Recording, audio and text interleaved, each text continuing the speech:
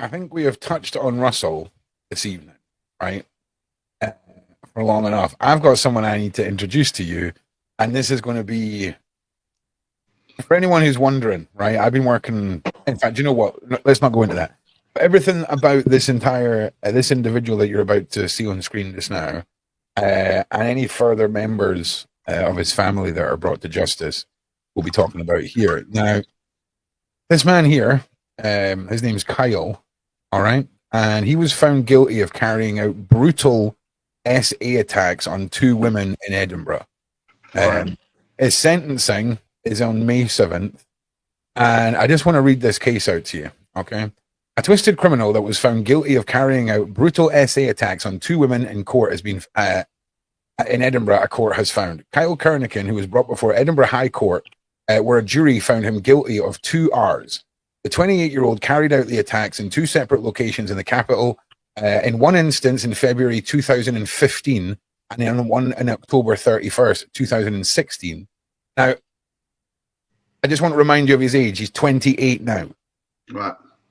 Okay. He assaulted a victim with a crowbar or a similar implement to her injury at a property at Marine Divine in Silverknowes Beach in Edinburgh.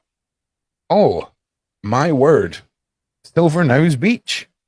On a separate occasion, Kyle Kerrigan assaulted a second woman in a property in Granton View in Edinburgh. During the attack, he removed the woman's lower clothing and exposed her top half, and then went on to R-word her. He did so also while he was intoxicated, asleep. Hang on a second. On a separate occasion, Kyle Kerrigan assaulted a second victim in a property in Granton View. During the attack, and then we're down to here.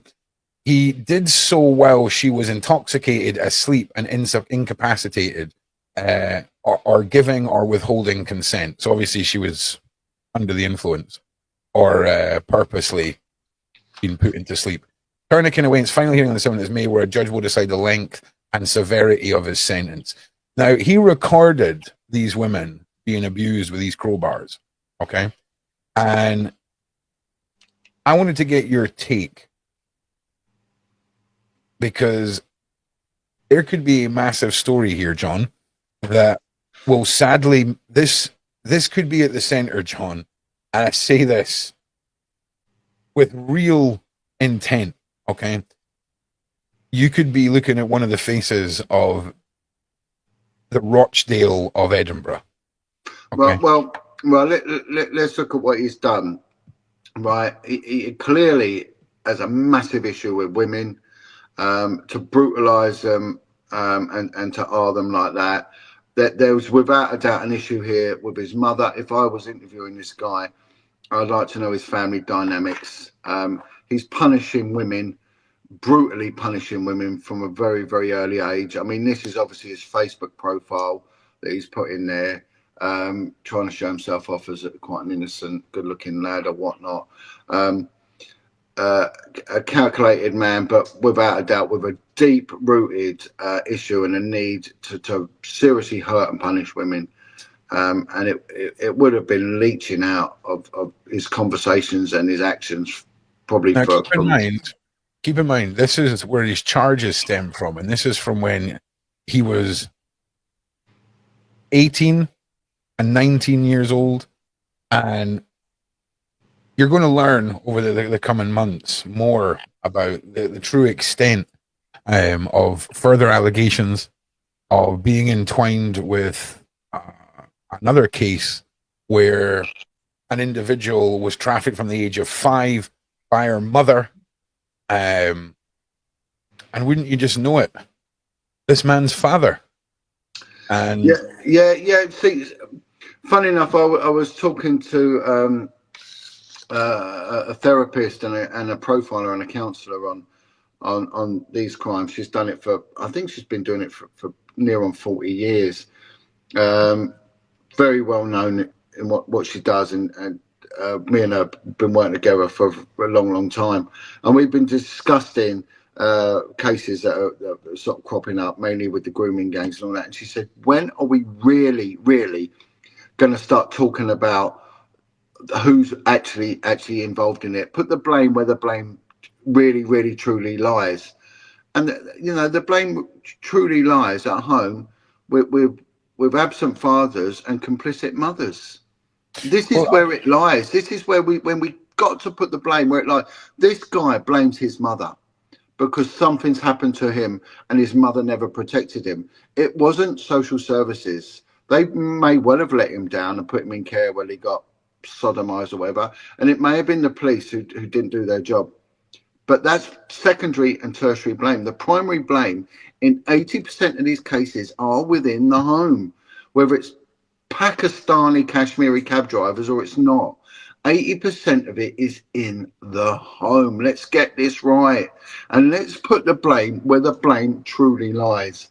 And it's only then can we unpick this, peel this back, and bring about healing and move forward and try and somehow prevent monsters like him ever doing it again. John, you're kind of 90% right, except there's a good chance that you're looking at somebody from birth was made to witness similar crimes, right? These individuals. Who made him witness them? We can't talk about it right now, sadly, because there's an ongoing court case. But I just want to take you back. I want to give you a little connection here, John. So have you ever heard of a woman called Caroline Dunsmore? I may have done, but go on. So in 2007, Caroline Dunsmore was sentenced for one of the largest PDF rings in Edinburgh. And she was sentenced for her daughter, who was 5 at the beginning of this, taking her on a 10-year journey of abuse where, if mummy's friends came around and they weren't abusing her, she was wondering what was going on. When she went to her friend's house and, their parents' friends came over and there was no abuse, she couldn't understand why it wasn't happening. It was so normal to Dana. And Dana wrote a book and took down this entire PDF ring, and her mother betrayed her on the stand by basically saying that no other men were involved and protected some of the men involved that then are now at the center of this new case. Now, here is a very grainy picture, but these were the individuals who back in 2007 were at the center of all of this, all got jail sentences, serious jail sentences. But the man who escaped charge, okay, how messed up is this? So the man who abused her, who escaped charge because the mother protected her, John, went on to abuse her from the age of 16 right up until her mid-40s. I mean, systematically. Okay? And all of that's allegedly, but isn't it interesting, John, that it's his father? Well, it is. And also what is more interesting, that the head of the Scottish judiciary at the time was a man called Nicholas Fairbairn.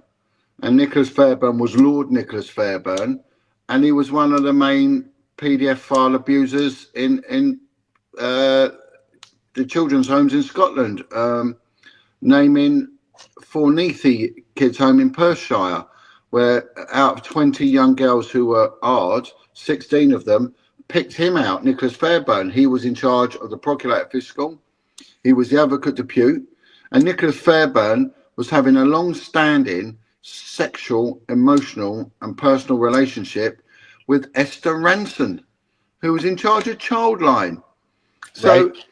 And any case of this magnitude would have to go through the, the claw of Nicholas Fairbairn, where we decided whether or not it worthy prosecution. So, the thing is rotten from the top to the bottom. When you get cases like this, and we've seen it now with the satanic group in Scotland, in Glasgow, that the council house low-hanging fruit tower block scumbags there, and then you see it listen, right up. John, isn't it interesting that all mention of satanic ritual abuse has been wiped from that case? Of course it is. Do you not remember how it started off?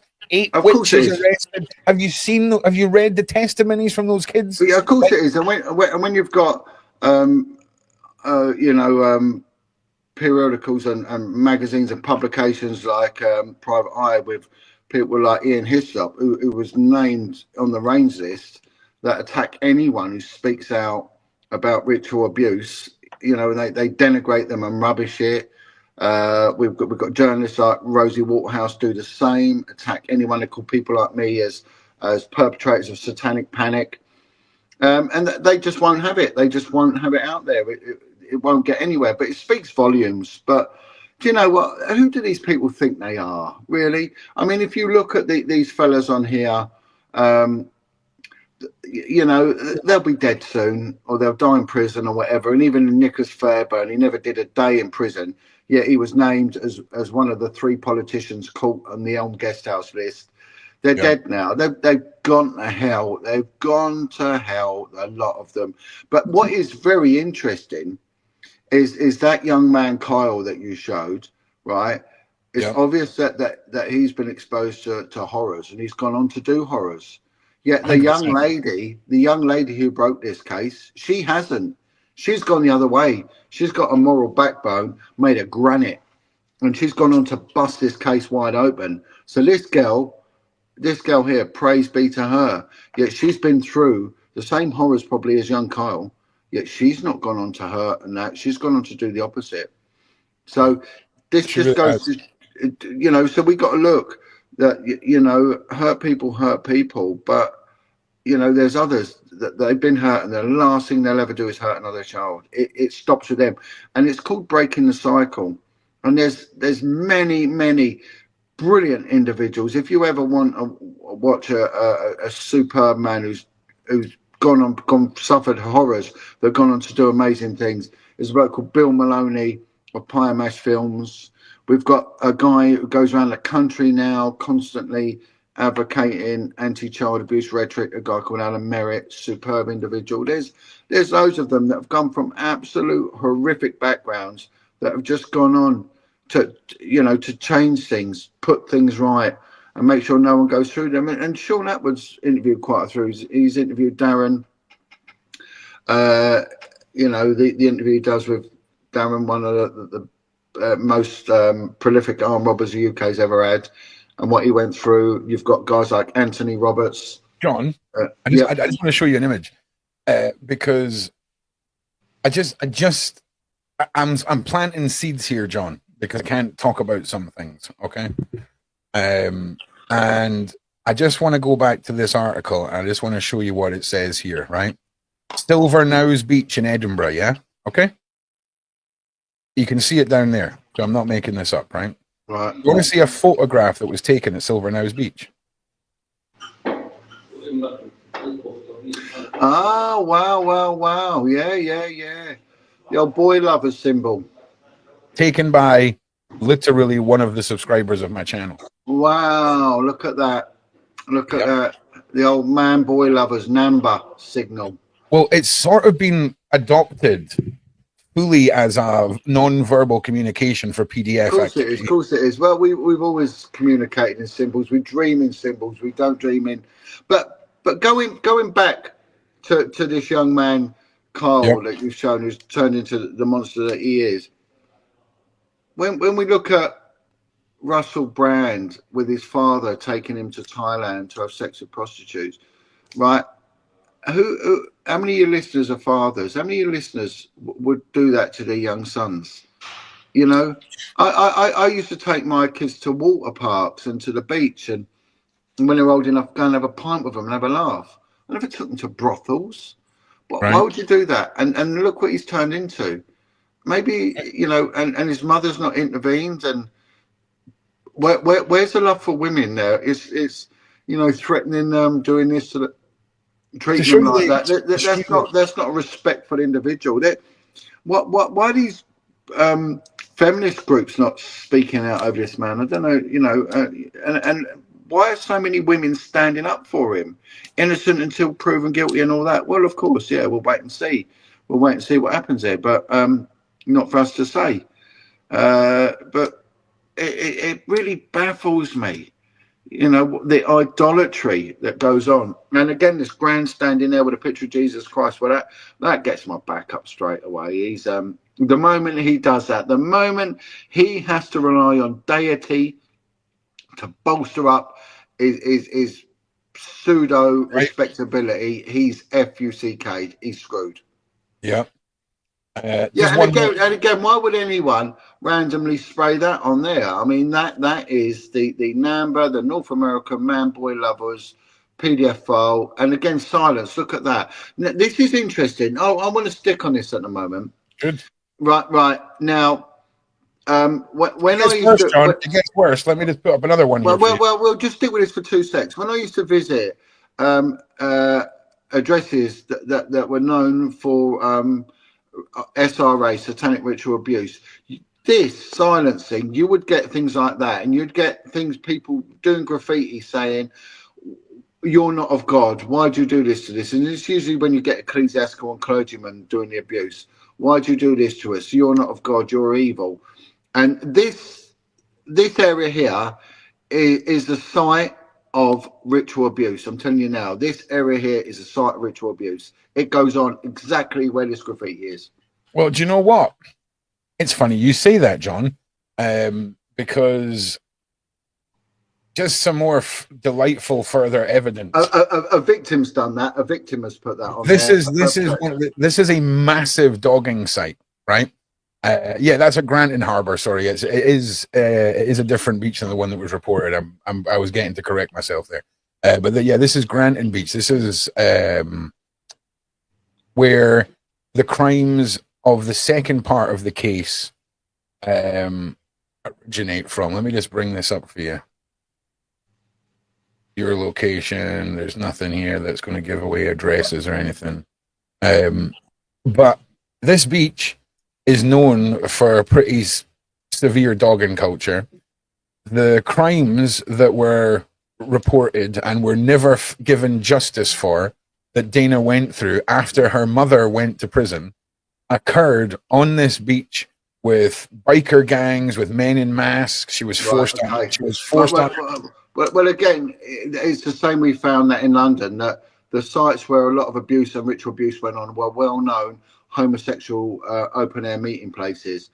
And again, it's not a slur on the gay community. We've got to get over this. We've got to start being emotionally mature about all of this, right? Yeah. We've got to stop all this about, but no. Right, look at the facts. And the fact that when you've got this open sexuality, that's what they're prepared to show you openly. What are they not prepared to show you? And it gets dark and it gets dirty and it gets deep very, very quickly. Well, I mean, right? I wouldn't necessarily say that this is just a gay dogging site. This was no, not at all. I'm not saying that at all. They're obviously, again, with the biker gangs and things like that, that if you look at the interviews with Mike Cordella, the NYPD, he said that a certain biker gang was doing the security for these PDF file parties. I've heard that one group that was holding child abuse parties, which involved priests, and there were certain henchmen from the Irish traveller community were doing the security for that. And again, I'm not slurring any of these communities. I'm not doing that. I'm just saying we've got to start saying facts, saying, well, it is, right? And look, one second, if you just bear with me. Yeah, you're all right, mate. So I just want to talk about this guy for a while John's away. So this is one of the individuals that was in the original case of Dana Foley's notorious PDF fellow serving life sentence for R-ing children, was found to have abused further victims on Tuesday. Now, this was just last year. One of the victims, Dana Foley, went on to write a book recounting what happened to her at the hands of her mother, Petch, and others. Police began an operation investigating further allegations of historical abuse perpetrated by the serial monster while he was continuing to serve his life term. A judge at the High Court of Edinburgh found further 4 charges brought against him to be established following compelling evidence from witnesses who testified during an examination of facts. Judge Michael O'Grady KC ordered that Petch should be placed in the SFX's register for a 5-year period. Petch was not present during his High Court proceedings after he was ruled to be unfit to stand trial. His solicitor, advocate, blah, blah, blah. He is unfit for trial as a result of medical conditions which have caused deterioration of his ability to actively participate in the court process.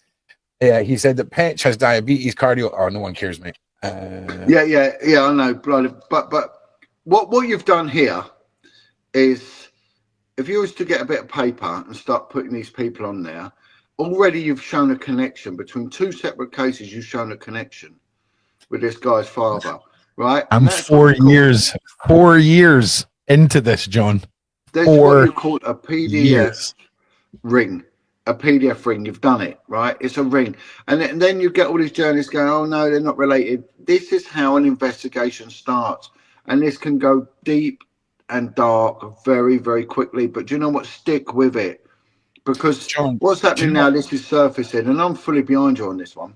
Do you know, I have got, sadly, Dana's never going to see justice. She passed away.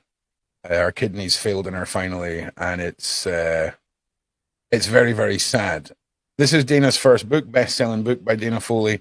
And wouldn't you know it, little old me spent years interviewing this woman.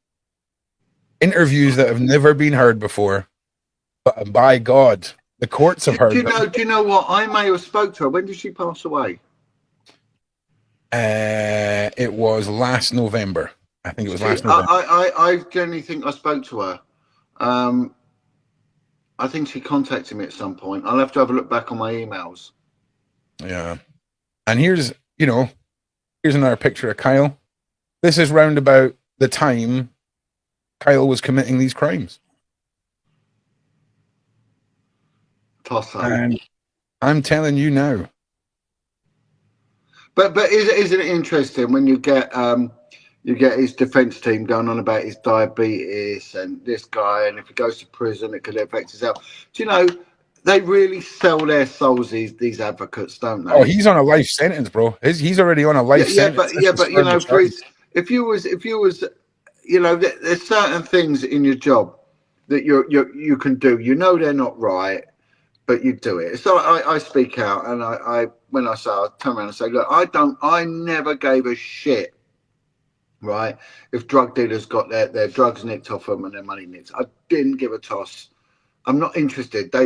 If ever the corruption police approached me and wanted information regarding that, they ain't getting nothing. I ain't telling them anything. And I did actually get asked once, interviewed, because there was the guy I worked with that was dealing ecstasy, and I just said nothing.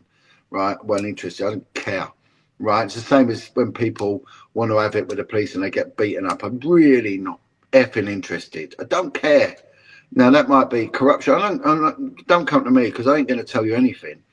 Right, a bit like that gangster code of conduct. But I spoke up because I don't like people hurting kids because they haven't got a choice. Leave them out of it. Just drop them out of it. Don't do it. And I think everyone should be on the same page as me, and the management should, but unfortunately they're not. John, they really ain't. And this is where it all goes so horribly wrong. Isn't it interesting that Dana, not for the case with her mother, but the case that she's been fighting right up until the day she died, the connection between Kyle and Dana is Dana has taken Kyle's entire family to court for being the ones who abused her, several other people, several animals, several young individuals, this abuse went on so long that when Dana was 15, there was a baby in a buggy that witnessed her being R'd several times. 15 years later, that baby's 15 years old and is R'ing Dana. Just to put into perspective what we were talking to. Obviously, allegedly, okay, but I'm telling you now, about 7 or 8 months from now, there's another court case. And this is going to be important. I want to put this out there because this is important. This is really important. For anyone out there has been multiple claims from the man at the center of this case, who I'm not going to name, who has made multiple threats. This is the very tip of the iceberg.